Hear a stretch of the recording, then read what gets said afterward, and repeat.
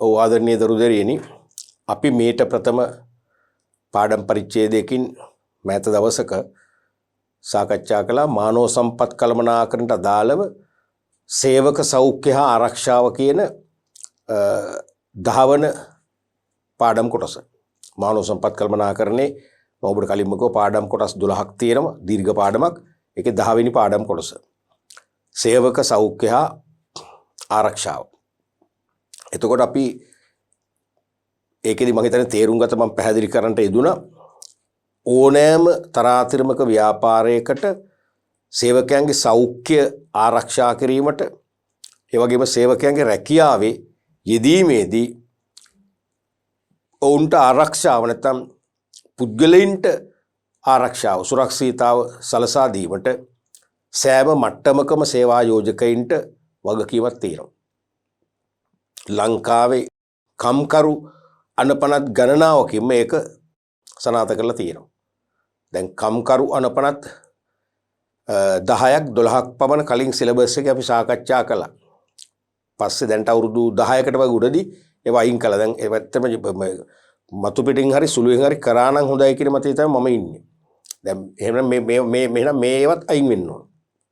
එතන තර්ක කළේ උසස් පෙළ ව්‍යාපාර අධ්‍යයන විෂය ඉගෙන ගන්න ළමයි ඉගෙන ගන්නේ නීතිය නොවේ කියන තර්කය තමයි ඔය විෂයමාලා සංවර්ධන ඒකකයේ අධ්‍යාපනඥයන් අතර මතකැටුමක් ඇති වුණේ. අවසානයේ වකට හිටපු ප්‍රධාන පාලක පරීක්ෂකතුමා මගේ ගුරුවරයා විශ්වවිද්‍යාලයේදී එයත් පස්සේ ඒකට එකගත්වය පළ කළේ වයින් කළා. එයත් හිටි මගේ මතේමයි. මම කයි ඉස්සර මේ වයින් කරේ නිකන් පොඩි හඳුන්වා දීමක්ක් තිබුණා මෙහෙම නීතියක් තියෙනවා මේ නීතිය මෙන්න මේ අරමුණු තියෙනවා කියලා. ඒක තමයි මේ කිව්වට පිළිගත්තේ නැහැ කියලා කිව්වා. ඒක ලොකු අවාසියක් තමයි මම දකින්නේ. ඒ කියන්නේ ඒක නීතියේ තියෙන මූලික අරමුණු ටිකවත් පැහැදිලි කරන්නේ නැතුව එකපාරට නීතිය ඇතුළේ තියෙන දේවල් අපි නිකන් කතා කරනවා. දැන් ඒක අඩු ගානේ මේ නීතිය මෙතනට සම්බන්ධ කළා නම් ඔබට ටිකක් මේක බරට දැනෙනවා. නේ ඔයගොල්ලෝ දන්නවා රයිට් මේව නීතියක් තියෙනවා. නීතියම තමයි මේව තහවුරු කරලා තියෙන්නේ. දැන් නිකන් අපි නීතිය මතක් නොකරන නිසා සමහර දරුවන්ට හිතෙන්න පුළුවන් මේව ඉතින් අත්‍යවශ්‍යමද? මම ව්‍යාපාරිකයෙක් නම් මම උපයන ලාභයෙන් මේ සේවකයන්ට මම පඩි ගෙවනවානේ. පඩි ගෙවනවට අමතරව මම මේ සෞඛ්‍ය පහසුකම් සපයන්න ඕනද? වගේ මත ඉන්න පුළුවන්. දැන් නීතිය පැහැදිලි කරන අඩු ගානේ. මෙන්න නීතිය මෙන්න මේ නීතිය අරමුණු. මෙන්න මේ නීතිය අවධාරණය කරපු නියමයන් සේවා යෝජකයන්ට. නැත්නම් නීතියෙන්ම සේවා යෝජකයන්ට මේ වගකීම් පවර්ලා තියෙනවා. වැනි පොඩි හැඳින්වීමක් කරා නම් මෙතනට ලස්සනයි වැඩි. ඒ කියන්නේ ඔබට මං කියන්නේ මේක දැනෙනවා මීට වඩා දැනෙනවා. දැන් ඉතින් කරන්න දෙයක් නෑ. අපි තියෙන විදියට අපි මේ විෂය අපි තේරුම් ගන්න උත්සාහ කරනවා. දැන් ලංකාවේ තියෙනවානේ පඩිපාලක සභා ආඥාපනත කියලා එකක්. පඩිපාලක සභා ආඥාපනත මගින් ලංකාවේ කර්මාන්ත නැත්නම් ව්‍යාපාරික ශ්‍රේෂ්ඨ 39කට අදාළ පඩිපාලක සභා කියලා විශේෂ කමිටු 39ක් දාලා තියෙනවා. තේරෙනවද? කෘෂි කර්මාන්ත පතල් වගේ දීවර ව්‍යාපාරික ශ්‍රේෂ්ඨ 39ක් හිතන්න.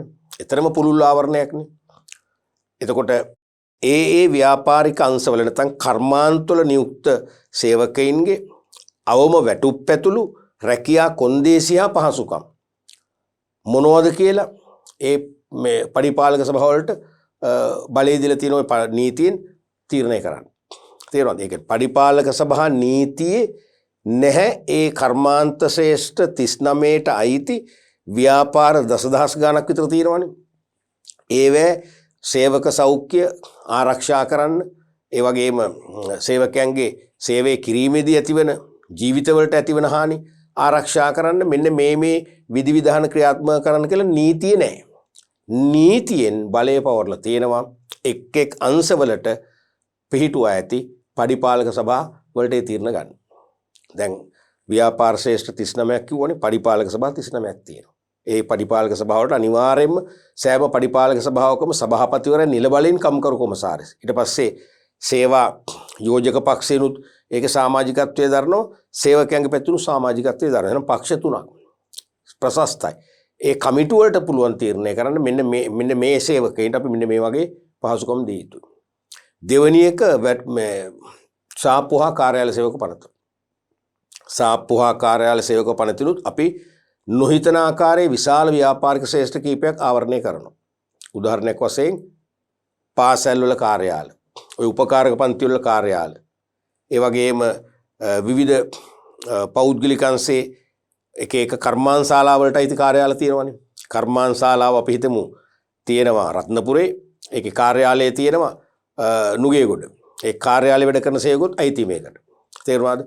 විවිධ සාප්පු, රෙදි සාප්පු, ස්වර්ණාභරණ අලෙවි සාප්පු, ස්පෙයා පාර්ට්ස් අලෙවි කරන සාප්පු, සාප්පුවර ගණනාවක් තියෙනවා. මෙන්න මේවැය වැඩ කරන සේවකයන්ගේ සේවක සෞඛ්‍ය හා සේවක සුරක්ෂිතතාව ආරක්ෂාව තහවුරු කිරීමට අදාළ විධිවිධාන මේ නීතියේ පොදුවේ සඳහන් කරලා තියෙනවා. පොදුවේ සෑම කාර්යාලයකම සෑම සාප්පුවකම ඉන්න සේවකයින්ට මෙන්න මේ වගේ සෞඛ්‍ය පහසුකම් අවම වශයෙන් සේවකයන්ගේ ජීවිතය ආරක්ෂා කිරීමට මේ වගේ ක්‍රියාමාර්ග ගන්න කියලා පොදුවේ තියෙනවා. ඊට අමතරව එක් ශ්‍රේෂ්ඨ වලට එතනත් වේතන විනිශ්චය සභා කියලා පරිපාලක සභාව වගේම පත් කරලා තියෙනවා. ඒ වේතන විනිශ්චය සභාව වලට බලය දීලා තියෙනවා අමතර පහසුකම් සලසන්න.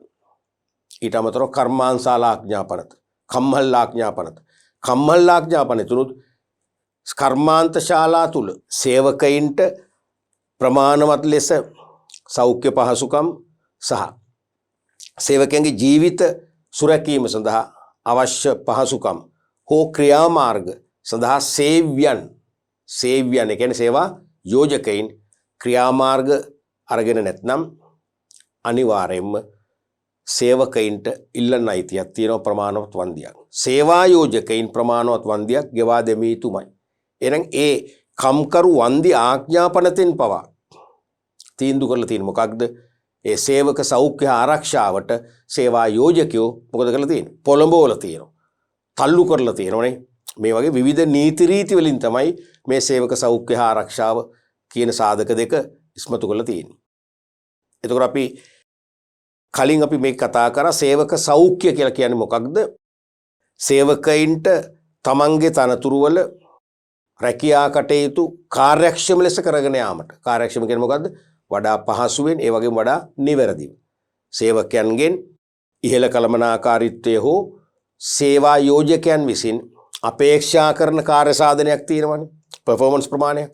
අන්‍ය අපේක්ෂිත කාර්ය සාධනයේ අපේක්ෂිත මට්ටමින්ම ඉටු කිරීමට නම් ඒගොල්ලන්ට කායිකවත් මානසිකවත් නිරෝගී බවක් තියෙන්න ඕනේ. එහෙනම් සේවකයන්ට රැකියාවේ කටයුතු කාර්යක්ෂමව ඉටු කිරීමට අවශ්‍ය කායික හා මානසික නිරෝගී භාවයේ තහවුරු කිරීම තමයි සේවක සෞඛ්‍ය කියලා අපි කතා කරන්නේ.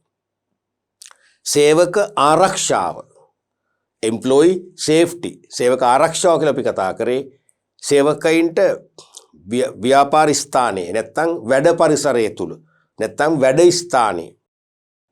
ස්ථානයේ සේවය කිරීමේදී විවිධ උපද්‍රව හා අනතුරු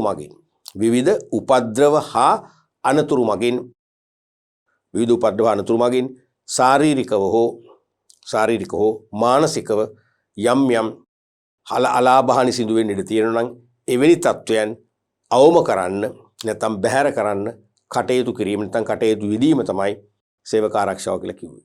අපි කිව්වා සේවක සෞඛ්‍ය හා ආරක්ෂාව බොඳ වී යන ප්‍රධාන අවස්ථා තුනක් තියෙනවා කියලා. නැත්නම් සේවක සෞඛ්‍ය හා ආරක්ෂාව අහිමි වන ප්‍රධාන සාධක තුනක්, ප්‍රධාන හේතුකාරක තුනක් කිව්වා.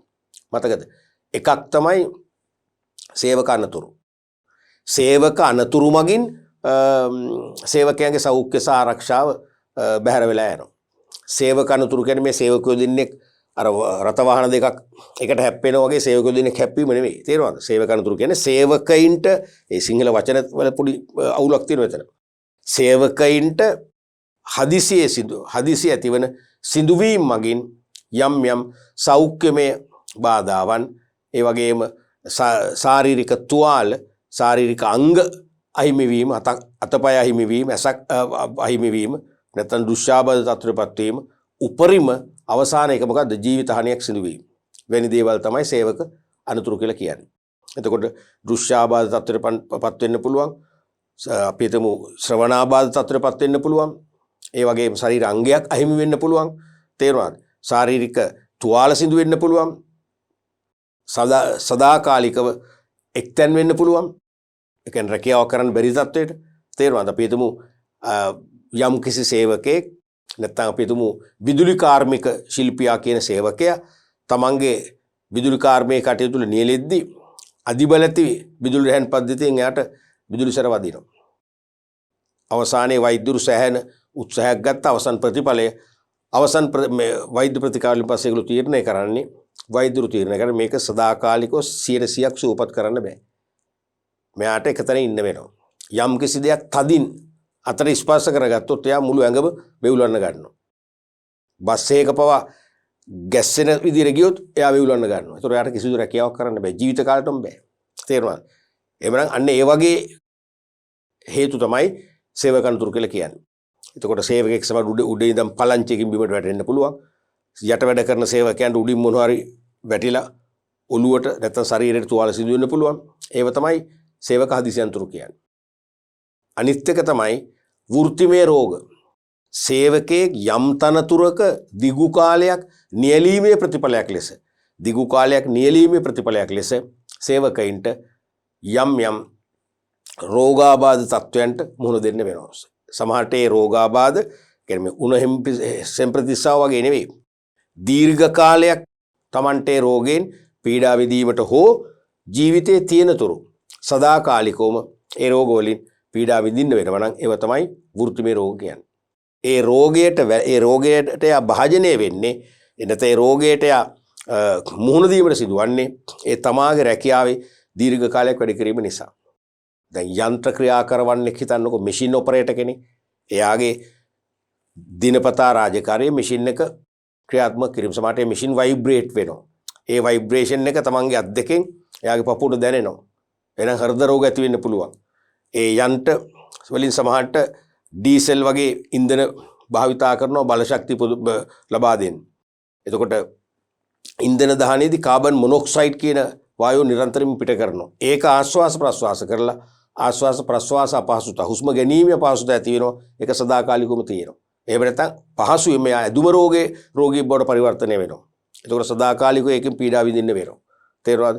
එහෙම නැත්නම් රසායනික ද්‍රව්‍ය භාවිතා කරන කර්මාන්තශාලාවක ඔබ දැකලා ඇති රසායනික ද්‍රව්‍ය එන්නේ විදේශවලින් අපි ආනයනය කරනවා. ඔය විලවුන් වර්ග එහෙම හදන විශේෂයෙන්ම මේ අර ලොකු බැරල් වල කෑන් වල ඒකේ පියන විවෘත කරද්දී නිකන් දුම වගේ ඒකේ අර හොඳ ස්ප්‍රිට් එක එළියට යනවා. ඒක කම්හලක් තුල කළොත් එහෙම කම්හල තුල සමහර ෆෑන් එක දාපු වෙලාවට විදුලි පංකාව ක්‍රියාත්මක වෙන වෙලාවට ඉක්මනින් ස්ප්‍රෙඩ් වෙනවා පැතිරලා යනවා. ඒව ආශ්වාස ප්‍රශ්වාස කිරීම සමහර පිළිකාකාරක වලට හේතු වෙන්න පුළුවන්. පිළිකා රෝගී බවටපත් වෙන්න පුළුවන්. තේරෙනවද? ඒව විවෘත කළ යුත්තේ එලිමහන් තැනක. ඒතර එලිමහනේ තමයි ඒක විසිරලා යන්නේ. ඒවට ඒ වගේම ඒ සේවකයන්ට අනිවාර්යයෙන්ම සේෆ්ටි මාස්ක් දෙන්න ඕනේ. ග්ලව්ස් දෙන්න ඕනේ, අත්ආවරණ දෙන්න ඕනේ. එහෙම දීලා නැතුව සේවකයන්ගෙන් කියන්නේ අත්නෝමතිකව ආයතනයේ තුල මේක ඕපන් කරවගත්තොත් අර වගේ තත්ත්වෙන්න තියෙන්න පුළුවන්. ඒ වගේ වෘත්තීය රෝග නිසා මේ සේවක සෞඛ්‍ය ආරක්ෂාව අහිමි වෙන්න පුළුවන්. අනිත් එක අපි කිව්වා සංවිධානමය ආතතිය, ඕගනයිසේෂනල් ස්ට්‍රෙස් එක. ඕගනයිසේෂනල් ස්ට්‍රෙස් සමහර සංවිධානවල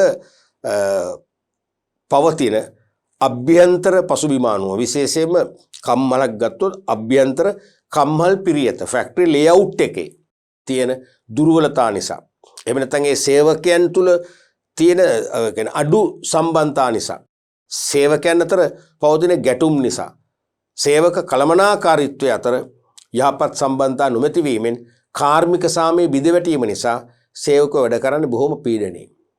සේවකයෝ වැඩ කරන්නේ බොහොම පීඩනයෙන්. දැන් ඔයගොල්ලෝ හිතන ඔයගොල්ලෝගේ ඉස්කෝලේ පන්ති කාමරයක ළමයි 40ක් ඉන්නවා නම් මේ 40 4 දෙනා 5 දෙනා 6 දෙනා වගේ එක එක පිල් වලට බෙදිලා එක එක ප්‍රශ්න නිසා අපි හිතමු පිල් එතන තියෙනවා කණ්ඩායම් තියෙනවා අපි හිතමු 8ක් 10ක් විතර තියෙනවා. ඒ 8 10 මම දරන්නේ එකිනෙකට වෙනස් මත. ඉතින් ගැටු. ඉතින් මේ පන්ති ඉගෙන ගන්න හිතෙනවා. කරන්න දෙයක් නෑ අපිට වෙන පන්තියක් ඉල්ලුවට දෙන්නේ නෑ. තේරෙනවද? මේ පන්තිෙම ඉන්න වෙනවා. පාසලෙන් අයින් වෙන්නත් බෑ. වෙන පාසලකට යන්නත් බෑ. අපි දැන් උසස් පෙළ අන්තිම අවුරුද්දේ ඉන්නේ. තේරෙනවද? මොකද වෙන්නේ? හරිම පීඩනයක ඉන්නේ. කියන්නේ ළඟ ඉන්න ඉස්සරහා පෙළේ ඉන්න ඇත් එක්ක අපිට hina වෙලා සතුටින් කතා කරන්න බැරි නම් පිටිපස්ස පෙළිය අපිට යම් යම් උසුළු විසුළු කරනවා නම් කොහොමද ඉගෙන ගන්න? ඒ වගේ වැඩ පරිසරය අසාර්ථක නම් කම්හල් පිරියත අසාර්ථක නම් සමහර කම්හල් පිරිතේ නිතරම සේවකයන් අනතුරු සිදුවීමේ සම්භාවිතාවය වැඩි. ඒ කියන්නේ යන්ත්‍රෝපකරණ ඇතුළු කාර්ය ස්ථානගත කරපු ආකාරය වැරදි. උපකරණ සහ මෙවලම් භාවිතයෙන් පස්සේ සුරක්ෂිත ආකාරයට සුරක්ෂිත ස්ථානයක තබන්න පහසුකම් සලසර නැහැ. ඇවිදිනකොට ඒවා සමහරට කකුල් වල අපේ නිතරම කකුල් තුවාල වෙනවා. ඒ වගේම මනා වාතාශ්‍රය ආලෝකයේ නැහැ. අධික රස්නයක් මැද වැඩ කරන්න තියෙන්නේ. ඒ වගේම පැහැදිලි ආලෝකයක් නැහැ. මන්දාලෝකයෙන් තමයි වැඩ කරන්න තියෙන්නේ. අපිට අමාරුයි. මන්දාලෝකයෙන් වැඩ කරනවා කියන්නේ වැඩි කල් යන්න පෙර දෘශ්‍යාබාධිතයෙක් වෙනවාමයි. තේරුණාද? මෙන්න මේ වගේ වැඩ පරිසරයක වැඩ කරන්නේ රැකියාව ඕන නිසා, ජීවත් වෙන්න ඕන නිසා, ආදායමක් ඕන නිසා කරනවා මිස කැමැත්තෙන් නෙවෙයි. මොකද වෙන්නේ නම් ලොකු පීඩනයකින් වැඩ කරන්නේ. මානසික ආතතිය. ඒ ආතතියම හේතු වෙනවා මොනවද? හෘද රෝග ඇති වෙන්න. ඒ වගේම තමන්ගේ රුධිර පීඩනය ප්‍රෙෂර් එක වැඩි කරන්න. තේරුණාද? ඒකෙන් විවිධ රෝගී තත්ත්වයන්. අපි හිතමු විශේෂයෙන්ම ગેස්ට්‍රයිටික් හැදෙන්නෙම ගොඩක් වෙලාවට මේ කන කෑම වලට අමතරව මොකද්ද? අර වගේම ඕගනයිසේෂනල් ස්ට්‍රෙස් එක මගින්. ඔය වගේ ක්‍රම කීපයකින් මේ සේවක සෞඛ්‍ය ආරක්ෂාව අහිමි වෙනවා කියලා ඉස්සෙල්ලා අපි කතා කරා. ඊට අමතරව අපි සේවක සෞඛ්‍ය ආරක්ෂාව තහවුරු කරන්න මූලික වශයෙන් ඕනෑම මට්ටමක සේවා යෝජකයෙක් විසින් දියත් කළ යුතු ක්‍රියාමාර්ග ගැන පැහැදිලි කළා. අපි අද පාඩම් පරිච්ඡේදය ඊළඟට කතා කරනවා සේවක සෞඛ්‍ය ආරක්ෂාව දුර්වල වූ විට සේවා යෝජකයාටත් වන අවාසි. ඒ කියන්නේ කිසියම් ව්‍යාපාරයක සේවක සෞඛ්‍ය ආරක්ෂාව සුරක්ෂිත කිරීමට සේවා යෝජකයින් නිසි ක්‍රියාමාර්ග යොදලා නැත්නම් නිසි ක්‍රියාමාර්ග අරගෙන නැත්නම් ඒතර සේවා යෝජකගේ දුර්වලතාවයක්නේ. මං කව කම්කරු නීති රීති කීපයකින්ම සේවා යෝජකයන්ට විධිවිධාන සලස්සලා තියෙනවා සේවකයන්ගේ සෞඛ්‍ය ආරක්ෂාව තහවුරු කිරීමේ ක්‍රියාමාර්ග ස්ථාපිත කරන්න. එසේ නොකළා නම් සේවා යෝජකයන්ගේ පැත්තෙන් එක ෆෝල්ට් එකක්. සේවකයන් වන අපිට පුළුවන් කම්කරු වන්දි ආඥාපනත යටතේ නඩු පවරලා සේවා යෝජකයන්ගෙන් වන්දි ලබා ගන්නත් පුළුවන්. එහෙම නැත්නම් අධිකරණයේ මගින් සේවා යෝජකයාට සුදුසු නෛතික දඩුවමක් එක්ක විශාල දඩමුදලක් අය කිරීම නැත්නම් කර්මාන්තශාලාව තුල නියමිත පහසුකම් ඇති කරලා අධිකරණයට වාර්තා කරන්න කියලා නියෝගයක් දෙන්න විවිධ දඬුවම් දෙන්න පුළුවන්. එතකොට අපි මේ කතා කරන්නේ ඒ වගේ සේවා යෝජකයා ඒ සේවක සෞඛ්‍ය ආරක්ෂාව තහවුරු කිරීමේ වගකීම් පැහැරහැරලා තියෙනවා නම් සේවකයන්ට සෞඛ්‍යමය වශයෙන් ඒ වගේම රැකියාවේ සුරක්ෂිතතාවය අතින් ගත්තත් පැහැදිලි ධනාත්මක තත්වයක් නොමැති නම් සේවා යෝජකයට අවාසි කීපයක් ඇති වෙනවා. මොනවද අවාසි? සේවකයා තෘප්තිමත් සේවකයෙක් වෙන්නේ නැහැ. දැන් මම සේවා යෝජකයා නම් ඔබ සේවකයින් නම් මම නිතරම උත්සාහ කරන්න ඕනේ ඔබව සතුටින් ක්‍රියාත්මක කරන්න. රැකියා පරිසරය තුළ වැඩ කරන කාලය තුළ ඔබ සතුටුදායක ශ්‍රමිකයෙක් වශයෙන් වැඩ කරන තත්ත්වයට පත් කරන්න මම ඔබට අවශ්‍ය ක්‍රියාමාර්ග කරන් තියෙනවා. ඒතර ඔබ සතුටුනම් අපි කියන ඔබ තෘප්තිමත් සේවකයෙක්. ඔබ අභිප්‍රේරණය වූ සේවකයෙක්. තෘප්තිමත් කියන්නේ අනිවාර්යයෙන්ම ඊළඟට එන්නේ අභිප්‍රේරණය. සොකීය කැමැත්තෙන් වැඩ කරන්න පෙළඹෙනවා. මම මගේ රැකියා ස්ථානය, මගේ වැඩ පරිසරය, මගේ වැඩ කණ්ඩායම, මගේ මම යටත් වෙන ඉහළ කළමනාකාරීත්වය මේ හැම දේ පිළිබඳවම ධනාත්මක මානසිකත්වයෙන් නම් මං ඉන්නේ. මම සතුටුදායකයි. මම තෘප්තිමත්. එහෙනම් මම මගේ කැමැත්තෙන් උපරිම ලෙස මගේ ශ්‍රමදායකත්වයේ දෙනවා. කියන්නේ මොකද්ද? අභිප්‍රේරණය. එහෙනම් සේවක තෘප්තිය මෙන්ම අභිප්‍රේරණය මොකද වෙන්නේ? අනිවාර්යයෙන් මෙතන මෙයාට හිමි වෙලා යනවා. තේරුණාද? එහෙම තෘප්තිය සහ අභිප්‍රේරණය ලැබුණොත් තමයි Tamanට පක්ෂපාතී ශ්‍රමිකයන් පිරිසක් බිහි කරගන්න පුළුවන් වෙන්නේ. ඒක අවශ්‍යයි. මම සේවා යෝජකයෙක් නම් මගේ සේවකයින්ගේ පක්ෂපාතීත්වය මට අවශ්‍යයි. ඒ කියන්නේ සමහරට මගේ යතින් බාහිර පාර්ශවයන්ට කිසියම් වරදක් සිදු වුණත් ඒ වරදත් නිවැරදි කරන මට්ටමේ සමහරට ඔබ ඉන්න ඕනේ. මගේ කොටින්ම මගේ පැත්තේ ඔබ ඉන්න ඕනේ. මාව ආරක්ෂා කරන්න ඉන්න ඕනේ. ඒක තමයි පක්ෂපාතී බව කියන්නේ. නමුත් සේවක සෞඛ්‍ය හා ආරක්ෂාව සඳහා මේ සේවා යෝජකයෝ ක්‍රියාත්මක වෙලා නැත්නම් වෙන්නේ ඔක අනිත් පැත්ත. සේවකයා අතෘප්තිමත් unsatisfied අතෘප්තිමත් සේවකයෙක් බවට පත් වෙනවා. එහි ප්‍රතිඵලයේ සේවකයන්ගේ අභිප්‍රේරණය පහළ යනවා. එහි ප්‍රතිඵලයේ සේවක පක්ෂපාතීත්වයේ සේවා යෝජකයට අහිමි වෙනවා. සේවා යෝජකයා සුරකෙන්නේ ආරක්ෂා වෙන්නේ සේවකයන්ගේ පක්ෂපාතීත්වයෙන්. ඒ අනිවාර්යයෙන්ම අහිමි වෙලා යනවා. ප්‍රධානම ගැටලුවක් වෙන්නේ ඒකයි. තේරුණාද? එතකොට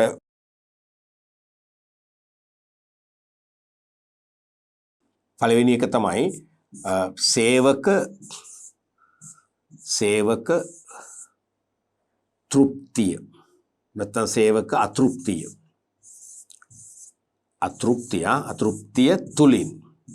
අතෘප්තිය තුලින් අභිප්‍රේරණය මොටිවේෂන් එක අභිප්‍රේරණය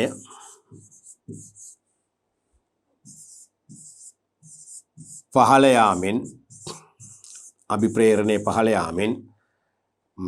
සේවක පක්ෂපාතීත්වය අවශ්‍යම දේ එක තමයි සේවක පක්ෂපාතීත්වය අහිමි වේ. එතකොට සේවා යෝජකයා හුදකලා වීමක් වෙන්නේ. සේවකයෝ එක පැත්තක සේවා යෝජකයෝ එක පැත්තක. අපි කියන්නේ එක පවුලක් වගේ ව්‍යාපාරයක සේවා යෝජකයෝ කළමනාකරු නොවන සේවකයෝ මේ තුන් පාර්ශවයේම එහෙම නැත්නම් සේවා යෝජකයන් සහ සේවාදායකයන් කියලා පක්ෂ දෙකකට බෙදාගත්තොත් මේ දෙපාර්ශවයේම එකට අත්වල බෙදගෙන එක පවුලක් වගේ ගමන් කළොත් තමයි ඉහළ ව්‍යාපාරික ප්‍රතිඵල අත් කරගන්න පුළුවන් කියලා අපි ඉගෙනගෙන තියෙනවානේ. කළමනාකරන පාඩමින්ද අපි කතා කරානේ. මෙහෙයුම් කළමනාකරණිත් කතා කරානේ. තේරෙනවද? මානව සම්පත් කළමනාකරණිත් කතා කරා. අර එක පවුලක් වගේ ඉදිරියට යාම අන්නේ තත්ත්වෙ නැති වෙලා යනවා. සේවකයෝ වෙනම පැත්තක්. ඒගොල්ලෝ කොහොම හරි යන්තම් සන්තම් හරි සේවාව සපයලා තමන්ගේ රැකියාව බේරගෙන ජීවත් වෙන්න බලන මිසක ආයතනයට කැප වෙන්නේ නැහැ. ආයතනයේ උන්නතිය, හාම්පුතාලගේ ආරක්ෂාව ගැන ඒගොල්ලෝ හිතන්නේ. තේරුණාද? දෙවෙනි අවාසිය තමයි මේ වගේ අභිප්‍රේරණේ පහළ යාමෙන් සේවක පක්ෂපාතීත්වය අහිමි වීමෙන් වෙන්නේ මොකද? සේවක උපරිම කැපවීමෙන් වැඩ කරන්නේ. තමන්ගේ උපරිමය දෙන්නේ නැහැ. අපි කියන්නේ උපරිමය මැක්සිමම් උපරිමය දෙන්නේ නැහැ. ඒකෙන් වෙන්නේ ශ්‍රම ඵලදායීතාවය පහළ යනවා. ඒක තේරෙනවද? ඒ කියන්නේ low labor productivity එකක් තමයි ලැබෙන්නේ. තේරෙනවද? ඒ කියන්නේ අඩු ඒ කියන්නේ සමහර යෙදවුම් වැඩිපුර භාවිතා වෙනවා. නමුත් සාපේක්ෂව නිමෙවුම් අඩුයි. යෙදවුම් බහුලව භාවිතා වෙනවා. නමුත් ඊට සාපේක්ෂව ලැබෙන ගේන් එක ප්‍රතිලාභය වශයෙන් ලැබෙන නිමෙවුම් ප්‍රමාණය අඩුයි. එහෙනම් මොකද වෙන්නේ? අනිවාර්යයෙන්ම ඒ නිමෙවුම් වල නිෂ්පාදන පරිවර්තනයත් වැඩි වෙනවා. ඒ නිසා ඒව භාණ්ඩවල මිලත් ඉහළ යනවා. ඒ නිසා විකුණුම් සහ ලාභත් පහළ යනවා. තේරෙනවද? එහෙනම් ශ්‍රම ඵලදායීතාවේ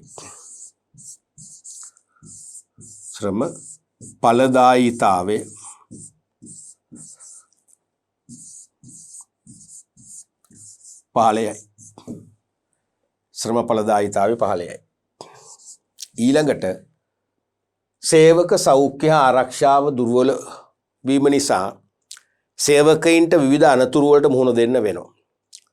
ශරීරාංග අහිමි වේවි. ශාරීරික තුවාල සිදු වේවි. තේරුණාද? ඒගොල්ලන්ට වෛද්‍ය ප්‍රතිකාර ලබා ගන්න අනිවාර්යම වියදම් කරන්න වෙන සේවා යෝජකයන්ට. වන්දි ගෙවීමට සිදු වෙන්නේ සේවා යෝජකයන්ට. සමහර ඒගොල්ලෝ සේවා යෝජකයට විරුද්ධව නඩු පැවරීම නිසා අනිවාර්යයෙන්ම නෛතික වියදම් අතිරේක වශයෙන් දරන්න වෙන්නේ කාටද? සේවා යෝජකයන්. එහෙනම් සමස්තයක් වශයෙන් සේවා යෝජකයන්ගේ මොකද වෙන්නේ? පිරිවැය ඉහළ යනවා. තේරුණාද? එහෙනම් ප්‍රතිකාර වියදම්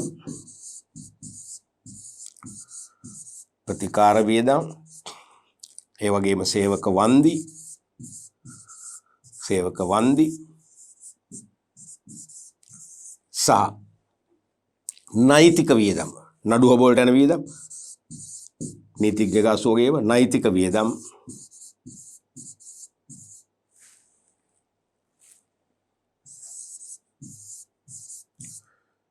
ඉහළ යාමෙන්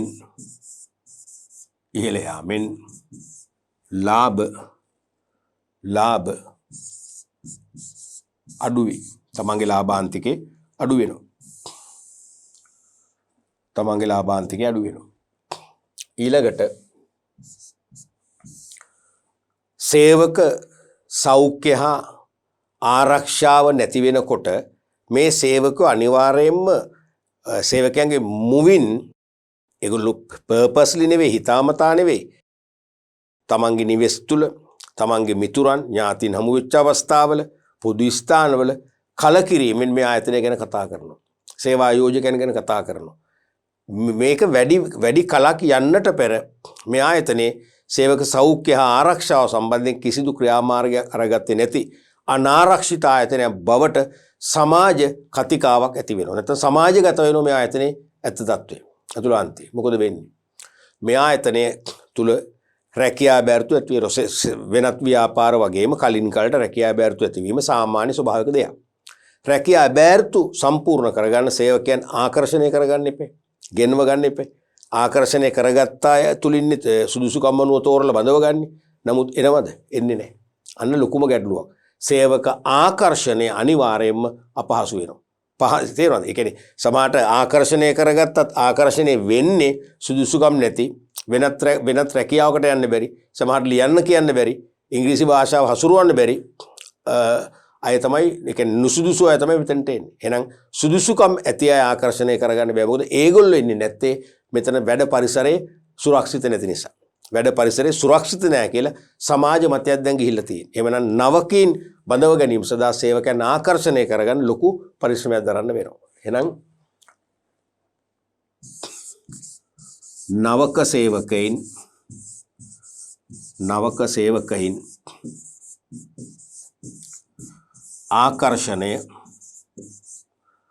ආකර්ෂණය අපහසු වීම.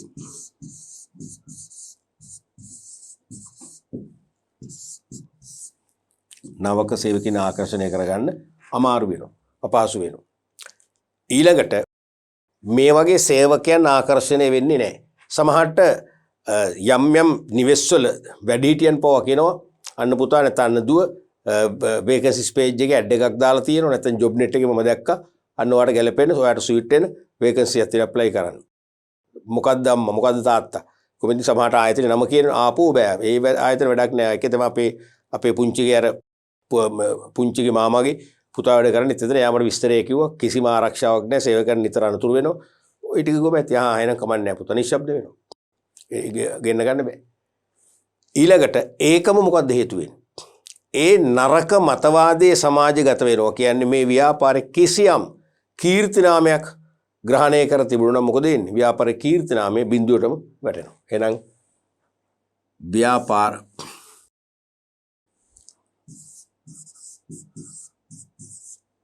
ව්‍යාපාරික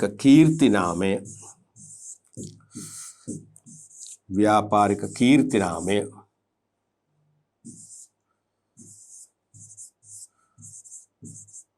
පහළයි.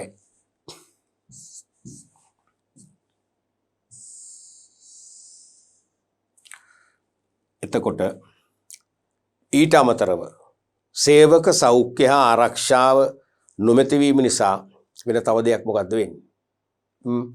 ආයතනයේ සේවකයින් කළමනාකරුවන් අතර එහෙම නැත්නම් සේවකයින් සේවා යෝජකයන් අතර තිබිය යුතු ධනාත්මක වාසිදායක සම්බන්ධතා මොකද වෙන්නේ? බිඳුවර වැටෙනවා. හෙවත් සේවා යෝජකයින් හා නැත්නම් සේව්‍යයන් හා සේවාදායකින් අතර යහපත් කාර්මික සම්බන්ධතා අහිමි වෙලා කාර්මික සාමය බිඳ වැටෙනවා. නැත්නම් හොඳ සේව්‍ය සේවක සම්බන්ධතා අවශ්‍යයිනේ. තේරුණාද? සේව්‍ය සේවක සම්බන්ධතා කියන්නේ සේවකයන් සේවා යෝජකයින්ට පක්ෂයි. සේවා යෝජකයින් සේවකින්ට පක්ෂයි. ඒගොල්ලෝ අන්‍යෝන්‍ය විශ්වාසයේ අවබෝධය තුලින් හොඳ සම්බන්ධය ඇතුව වැඩ කරගෙන යනවා. ඒක තමයි අත්‍යවශ්‍ය වෙන්නේ. ව්‍යාපාර ඉතා දියුණු ව්‍යාපාර ලෝකයේ බැබලෙන කීර්තිමත් ව්‍යාපාර බවට පත් වෙන්නේ මේ සේව්‍ය සේවක සම්බන්ධතා ප්‍රබල වන තරමටයි. නමුත් මේ සේව්‍ය සේවක සම්බන්ධතා මෙවැනි පරිසරයක් තුල අනිවාර්යයෙන් මොකද වෙන්නේ? පිරිහීමට ලක් වෙනවා. එවන ඊළඟ එක තමයි සේව්‍ය සේවක නැත්නම් සේවා යෝජක සේවාදායකොත් හරිය සේවි සේවක සම්බන්ධතා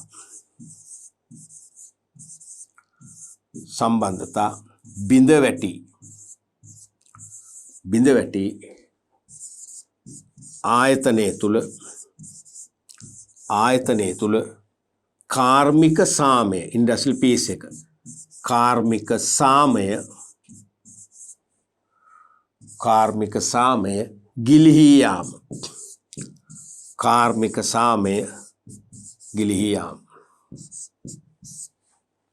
ඊළඟට දැන් මේ වගේ වැඩ පරිසරය කියන්නේ සේවක සෞඛ්‍ය හා ආරක්ෂාව සහතික නොවූ ආයතනික වැඩ පරිසරයක වැඩ කරන සේවකයෝ කැමැත්තක් නැහැ. වෙන රැකියාවක් නැති නිසා හෝ රැකියාවක් ලැබෙනකන් හරි තමන්ගේ කුටුම්බය ජීවත් කරවීමේ ඕනෑකම මත අකමැත්තෙන් හරි මේ රැකියාවේ නියැලෙන්න වෙනවා. ඒ නිසා සේවකයෝ පුළුවන් තරම් නිවාඩු ගන්න පුළුවන් අය නිවාඩු ගන්නවා. නිවාඩු ගිහිල්ලා සමහරට නෝපේ යන්න පුළුවන් නම් වැටුප් රහිත නිවාඩු ඒවත් ගන්නවා. එහෙම නැත්නම් සේවයට එනවා කියන්නකෝ. ඇවිල්ලත් පුළුවන් තරම් සේවය පැහැරීමක් තමයි කරන්නේ. නැත්නම් සේවයේ යෙදීමක් වෙන්නේ නැහැ. සමහර රෙස්ට් රූම් එකට ගිහිල්ලා පැය දෙකක් නිදා ගන්නවා. තැන් වල ඇවිදිනවා. කැන්ටින් එකේ ගිහිල්ලා තේ එකක් බීලා සමහරට තමන්ගේ මිත්‍ර සේවකයන් සමග කතා කරනවා. කාලේ නාස්ති කරනවා. වැඩ සෙමින් කරන්නේ. තේරෙනවද? go slow mode එකේ තමයි වැඩ කරන්නේ. මොකද වෙන්නේ? පැය 8ක් සේවයේ ආයතනයට ඇවිල්ලා හිටියට පැය 4කවත් වැඩ කරන්නේ නැහැ. එක්ක එන්නෙම නැහැ. එක්ක ඇවිල්ලත් සේවයේ හරියට නිරත වෙන්නේ නැහැ. තේරෙනවද? තමන්ගේ ශ්‍රමය වැය කරන්නේ නැහැ. මොකද්ද concept එක? සේවක ප්‍රවාසිතාවය. absenteeism කියන එක. සේවක ප්‍රවාසිතාවය ඉහළ යනවා. එබනම් සේවකයන්ට වැටුප් වෙනුවෙන් වියදමක් දරනවා. සේවක පිරිවැයක් දරනවා. ඒ පිරිවැයට ප්‍රමාණවත් වූ ප්‍රතිලාභයක් සේවකයන්ගෙන් ලබා ගන්න බැරි වෙනවා. ලොකු අවාසියක් ඒක. තේරුණාද? එහෙනම් සේවක ප්‍රවාසිතාවේ ප්‍රවේශිතාවේ නෙමෙයි ප්‍රවාසිතාවේ ඇබ්සෙන්ටිසම් කියන එකේ සිංහල පරිවර්තනය ප්‍රවාසිතාවේ සේවක ප්‍රවාසිතාවේ ඉහළයයි මේක පහළ යාම අවශ්‍ය වෙන්නේ ඒ කියන්නේ සේවකයෝ එක්ක වැඩට එන්නේ නැති ප්‍රමාණය එන්න වැඩි වෙනවා එක්ක වැඩට ආවත් වැඩ නොකර ඉන්න ප්‍රමාණය වැඩ මගහරින ප්‍රමාණය වැඩි වෙනවා ඇයි අතෘප්තිමත් අපි අවසන් එක වශයෙන් කතා කරොත් තව කතා කරද්දී මේ කරුණටක් කරන් ඇති ප්‍රමාණවත් දැන් ලේබර් ටර්න්ಓවර් එක මතකයිනේ ශ්‍රම පිරිවැටුම ඒ කියන්නේ සේවකයින් ආයතනයේ හැර යාමේ ශීඝ්‍රතාවය කිසියම් ව්‍යාපාරයක සේවා නියුක්ත සේවකයින් රැකියා පරිසරය නිසා හෝ යහපත් රැකියා පරිසරයේ ඇති අවිධිමත් භාවයේ ඒ වගේම සේවකයන්ගේ සෞඛ්‍ය හා ආරක්ෂාව සහතික නොවීම ප්‍රමාණවත් වැටුප් පහදීම ලබා නොදීම යහපත් සේවක සබඳතා අහිමිවීම වැනි විවිධ හේතු මත රැකියාවට ඇති අකමැත්ත ආයතනයට ඇති අකමැත්ත නැත්නම් රැකියාව සම්බන්ධයෙන් තියෙන අතෘප්තිය නිසා මේක මේ යන්නේ සතුරින් නෙවෙයි රැකියාවට තියෙන අකමැත්ත නැත්නම් රැකියා අතෘප්තිය මත ආයතන හැර යනවා.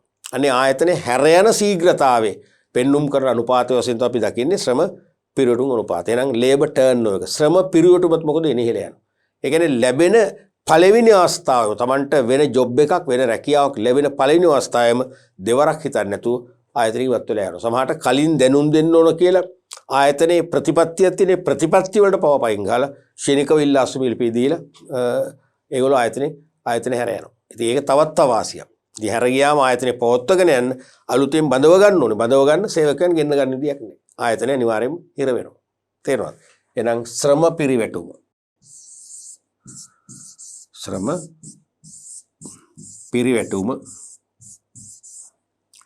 ඉහළයයි. මේ සමස්ත ප්‍රතිඵලය වෙන්නේ විකුණුම් අඩු වෙනවා, වෙළඳ පොළ කොටස පටු වෙනවා. ඒ වගේම ලාභ මොකද වෙන්නේ? ලාභ අහිමි වෙනවා. ඒ කියන්නේ අනිවාර්යයෙන්ම තරංකාරීත්වයට මුහුණ දෙන්න බැරි වෙනවා. ඕන්න අපිට ඒක ලියන්න පුළුවන්. මෙතන තේරෙනවද?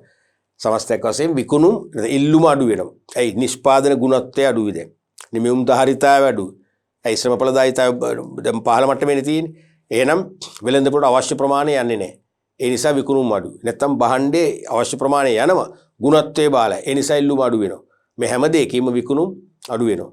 වෙළඳ පොළ කොටස පටු වෙනවා. ලාභදායීත්වය පහළ යනවා. අනික් අතින් අපි හිතමු දැන් මේ වගේ තත්වයක් කරද්දී සේවකයෝ වැඩට එනවා. වැඩ කරන්නේ හොරාටනේ. එක්ක වැඩවලින් ඈත් වෙනවා. හිතාමතාම සෙමින් වැඩ කරනවා. අකුරට වැඩ කරනවා. තේරුණාද? work to rule system එකට. එතකොට වෙන්නේ මොකද්ද? යන්ත්‍රවල අධිධාරිතාවයක් ඇති වෙනවා. ඒ කියන්නේ යන්ත්‍රෝපකරණවල කැපැසිටි එක තියෙනවා. දිනකට ඒකක 1000ක් හදන්න දැන් හදන්නේ ඒකක 200යි. තව ඒකක 800ක් හැදීමේ ශක්තිය අපතේ යනවා. තේරුණාද? එහෙනම් මේ යන්ත්‍ර වලට අපි විශාල මුදලක් මිලියන ගාණක් වැය කරලා තියෙනවා. දැන් ඒ යන්ත්‍රවලින් අපි වැඩිපුර ඒකක හදලා අලෙවි කරගත්තොන්නේ ඒ ලැබෙන ලාභයෙන් මේ යන්ත්‍රවලට ගිය පිරිවේ ආවරණය වෙන්නේ. දැන් ඒ පිරිවේ ආවරණය කරගන්න බෑ. ඒවා යල් පැන ගිය ප්‍රාග්ධනයේ තත්ත්වයටපත් වෙනවා. ඒ වගේ අවාසි මාලාවක් ඇති වෙනවා යහපත් සේවක සෞඛ්‍ය හා ආරක්ෂණ තත්ත්වයක් ස්ථාපිත කළේ නැත්තම්. පැහැදිලිනේ? රයිට්. ඊළඟට අපි බලමු සේවක සෞඛ්‍ය හා ආරක්ෂාවේ වැදගත්කම. ඒ කියන්නේ සේවක සෞඛ්‍ය ආරක්ෂාව සහතික කරන්න සේවා යෝජක පක්ෂය සහ ඉහළ කළමනාකාරීත්වය කටයුතු කරලා තියෙනවා නම් ක්‍රියාමාර්ග ස්ථාපිත කරලා තියෙනවා නම් ගැටලුවක් නැහැ. තේරුණාද? ඒක වාසිදායකයි. නමුත් සේවක සෞඛ්‍ය ආරක්ෂාව තහවුරු කරන්න සේවියන් සහ ඉහළ කළමනාකාරීත්වය කටයුතු කළේ නැත්නම් අවාසිදායක තත්ත්වයන් ගොඩක් ඇති වෙනවා. අපි ඉස්සෙල්ලා කතා කරේ ඒකයි. එහෙනම් දැන් කතා කරන්නේ සේවක සෞඛ්‍ය ආරක්ෂාව වැදගත්කම කියලා. සේවක සෞඛ්‍ය ආරක්ෂාව තහවුරු කරන්න සේවා යෝජකයන් මෙන්ම ඉහළ කළමනාකාරීත්වයේ කටයුතු කිරීම නිසා සේවා යෝජකයින්ට නැත්නම් ව්‍යාපාරිකයින් ලැබෙන වාසි ගැනයි. පැහැදිලිද? මේ කතා කරන්නේ අනිවාර්යයෙන්ම වාසි ප්‍රයෝජන. වාසි.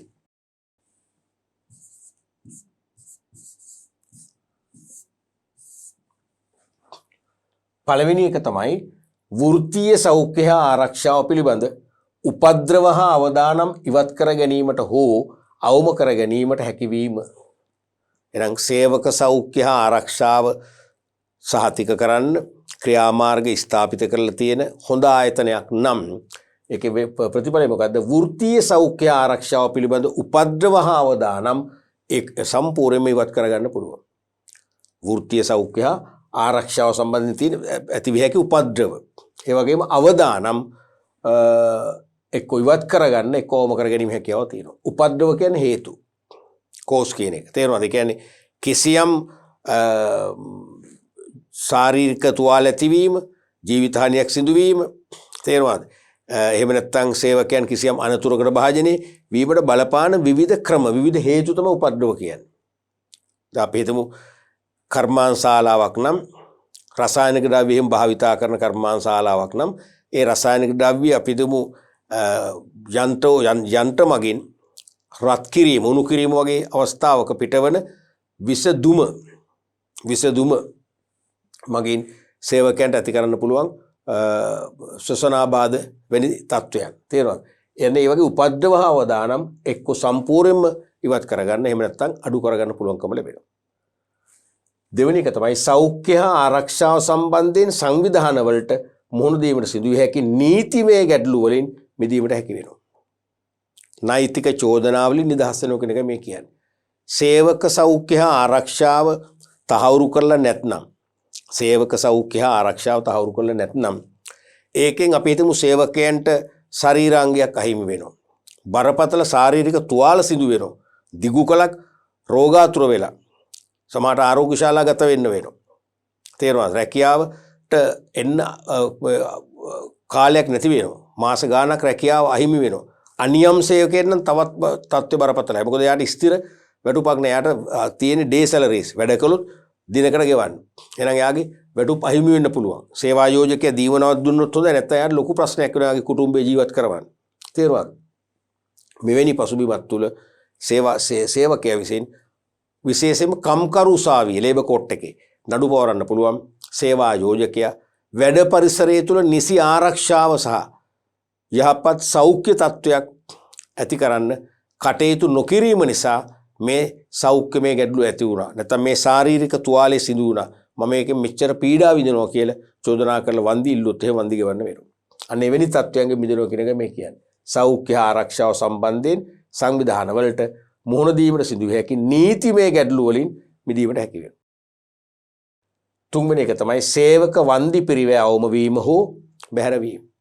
දැන් සේවක සෞඛ්‍ය ආරක්ෂාව 100%ක්ම සනාථ කරලා තහවුරු කරලා තියෙනවා නම් සේවකයන්ට විය හැකි අනතුරු එක්ක නැති වෙන එක්ක ඉතාම අඩු වෙනවානේ. තේරෙනවද? සේවකයාගේ වරදින් සමහරට අනවශ්‍ය විදියට අවදානම් සහගත යන්ත්‍රයකට සමහරට අත තියන්න ගිහිල්ලා අත තුවාල කරගත්තට කරන්න දෙයක් නැහැ. එහෙම නැත්නම් ඩේන්ජරිය කියලා ගහලා තියෙනවා. අවසර ඇතියට පමණක් ඇතුල් විය හැකියි කියලා. නැත්නම් අවසර නැතියට ඇතුල් වීම තහනම් කියලා ගහලා තියෙද්දිත් ඇතුල් වෙනවා. සමහරට ඒක අදිවල ඇති විදුලි රැහන් ඇදපු යන්ත්‍රාගාරයක්. ඒකෙදි සමහරට විදුලි සැර වදිනවා. කරන්න දෙයක් නැහැ. ඒක තමන් විසින් කරගත්ත දෙයක්නේ. ඒ හැරුණම සේවක සෞඛ්‍ය ආරක්ෂාව සිරිසයක්ම සාතික කළ තියෙන්න පුළුවන්. එහෙමනම් අනිවාර්යයෙන්ම සේවක වන්දි පිරිවැයක් නැහැ. ඒ කියන්නේ සේවකයන් නඩු කියලා වන්දි ඉල්ලන්න විදියක් නැහැ. එහෙනම් අපර වන්දි ගෙවන්න වෙන්නේ නැහැ සේවා ආයෝජකයන්. එහෙනම් සේවා ආයෝජකයන් එක්ක වන්දි පිරිවැය අවම වෙනවා නැත්තම් සම්පූර්ණයෙන්ම බැහැර වෙනවා. ලොකු වාසියක් ඒක. ඊළඟට 4 වෙනි එක. සෞඛ්‍ය සම්පන්න සේවක පිරිසක් මගින් ආයතනයේ කාර්යක්ෂමතාවය හා ඵලදායීතාවය ඉහළ නංවයි. මේ 4 වෙනි එකකින් කියන්නේ දැන් සේවක සෞඛ්‍ය ආරක්ෂාව හොඳින් ස්ථාපිත කරලා තියෙනවා නම් සෞඛ්‍ය සම්පන්න සේවක පිරිසක් නිර්මාණය වෙනවනේ. සෞඛ්‍ය සම්පන්න කියන්නේ බොහොම සුවදායි නේ සුවදායි සේවක පිරිසක් ආයතනයේ ක්‍රියාත්මක වෙනවා. ඒගොල්ලෝ හරිම ක්‍රියාශීලී, හරිම ඇක්ටිව්. ඒ නිසා ආයතනයේ කාර්යක්ෂමතාවය හා ඵලදායීතාවය ඉහළ යනවා. ඒ කියන්නේ ආයතනයේ සීලුම කටයුතු සේවක ක්‍රියාකාරකම් නිවැරදිව බොහොම වේගයෙන් සිදු වෙනවා. ඒ නිසාම සම්පත් නාස්ති අඩු වෙනවා. අඩු යෙදවුම් ප්‍රමාණයකින් වැඩි නිමවුම් ප්‍රමාණයක් බිහි කරගෙන ඵලදායීතාවයත් වර්ධනය වෙනවා. ඊළඟට පස්වෙනි එක ආයතනයේ ප්‍රතිරූපය ඉහළයයි. දැන් හොඳ සෞඛ්‍ය පහසුකම් තියෙන ආයතනයක් නම් සේවක ආරක්ෂාව උපරිම ලෙස තහවුරු කර ආයතනයක් නම් ඒ කියන්නේ සේවක මොනවද සෞඛ්‍ය රක්ෂණ ක්‍රම සේවකයන්ට අනුතුරුදායක තත්ත්වයන්ගෙන් මිදෙන්න ගැලපෙන නිල ඇඳුම් යුනිෆෝම් ආරක්ෂිත නිල ඇඳුම් ඒකම ආරක්ෂිත උපකරණ සේෆ්ටි ඉක්විප්මන්ට්ස් තේරෙනවද? ඒ වගේම බීමට පෙරන ලද පිරිසිදු ජලයේ ෆිල්ටර් වෝටර් ඒ වගේම ප්‍රමාණවත් ප්‍රථමාධාර පහසුකම් අවශ්‍ය අවස්ථා ඕනෑම හදිසි අවස්ථාවක හදිසි වෛද්‍ය පහසුකම් තේරෙනවද? ස්ථාපිත කරලා තියෙනවා නම් අනිවාර්යයෙන්ම ඒ ගැන ඒගොල්ලෝ බොහොම ආඩම්බරෙන් කතා වෙනවා. අපේ කම්පැනි නම් ගැටලුවක් නෑ අපිට ලක්ෂ 10ක් දක්වා අවුරුද්දකට මෙඩිකල් එකක් තියෙනවා. මෙඩිකල් එකක් තියෙනවා කියලා අදහස් කරන්නේ අපිට මොනවා හරි ලෙඩක් දුකක් හැදුනොත් හදිසි සැත්කමක් ඔපරේෂන් එකක් කරන්න උනොත් අපිට ආයතනෙන් ගෙවනවා. බොහොම ආඩම්බරෙන් කියන්නේ. තේරුණාද? අනිත් එක අපේ ආයතනයේ පුදුම විදියට සේවකයන්ට පහසුකම් දීලා තියෙනවා. හොඳ විවේකාගාර දීලා තියෙනවා. සේවකයන්ට බීමට ෆිල්ටර් වෝටර් දීලා තියෙනවා. හැම අතින්ම පිරිසිදු ස්වභාවික රසකාරක පමණක් යොදාගෙන පිසින් ලද රසවත් ඒ වගේම ගුණවත් ආහාර වේලක් සපයනවා. අපිට මේ ආයතන වැඩ කරනවා කියන්නේ කිසිම ලෙඩක් නැහැ. සාමාන්‍යයෙන් වෙන්නේ ගෙවල් වලට කාර්යාලයෙන් කම්හලෙන් වැඩ ස්ථානෙන් ලෙඩ ගේන එකනේ. අපේ ආයතනෙන් ලෙඩ කවුරුත් ලෙඩ ගෙනියන්නේ නැහැ ගෙවලට. මොකද ලෙඩ නැහැ. මේ වගේ කතිකාවක් ඇති වෙනවා. මොකද වෙන්නේ? ආයතනයේ ප්‍රතිරූපය තමයි ඉහිල යන්නේ. එහෙනම් ඒ තුල ඒව අහන සමාජයේ එකක තුල ආයතනය පිළිබඳ මාරයිනේ. ඒක තමයි. බලන්න අපේ කම්පැනි උතත් නෑනේ. මොකද්ද වෙන්නේ? අනිවාර්යයෙන්ම සෙසු ආයතන අතර මේ ආයතනයේ ඉහළට ඔසවාත බීමක් වෙනවා. ආයතනයේ ඉහළ ප්‍රතිරූපයක් සමාජය තුල හයි ඉමේජ් එකක් අනිවාර්යයෙන්ම නිර්මාණය කරන්න පුළුවන්කම ලැබෙනවා. ඊළඟට 6 වෙනි වාසිය සේව්‍ය සේවක දෙපක්ෂය අතර ආරවුල් අවම වී යහපත් කාර්මික සම්බන්ධතා වර්ධනය වෙනවා. අනිවාර්යයෙන්ම කාර්මික සම්බන්ධතා අවශ්‍යමයි. විභාගයට ඔක නිතරම පේපර් එක අවධාරණය කරනවා. අපි ඊළඟ පාඩම් පරිච්ඡේදයෙන් එන්නේ තියෙන කාර්මික සම්බන්ධතාවට තමයි. අපි ඒක දීර්ඝව කතා කරමු. කාර්මික සම්බන්ධතාව කියන්නේ සේවකයන් හා නැත්නම් සේව්‍යයන් හා සේවා දායකින් අතර ගැටුම් නොමැති තත්ත්වය. අඩු ගානේ මතවාදයක්වත් නැහැ. බොහොම සුහදව මිත්‍රශීලීව එකිනෙකා අන්‍යෝන්‍ය අවබෝධයකින් යුතුව තමන්ගේ කටයුතු කරගෙන යන තත්ත්වයක්. එතකොට ආයතනයේ මෙහෙයුම් කටයුතු පවා සුමට ධාරාවක් යටතේ ඉදිරියට යනවා. ඒක තමයි අත්‍යවශ්‍ය වෙන්නේ. එහෙනම් මේ 6 වෙනි එකකින් කියන්නේ ඒකයි සේව්‍ය සේවක දෙපක්ෂය අතර ආරවුල් අවම වෙනවා. ගැටුම් නැති වෙනවා. ආරවුල් අවම වී යහපත් කාර්මික සම්බන්ධතා වර්ධනය වෙනවා. එතකොට කිසිදු ප්‍රශ්නයක් නැහැ. නිෂ්පාදන වේගය වැඩි, ගුණත්වය වැඩි, සම්පත් නාස්තිය අඩුයි, ඵලදායීතාවය ඉහළයි, අඩු යෙදවුම් වලින් වැඩි නිමවුම් ලැබෙනවා. එහෙනම් ඒක නිෂ්පාදන පිරිවැය අඩුයි.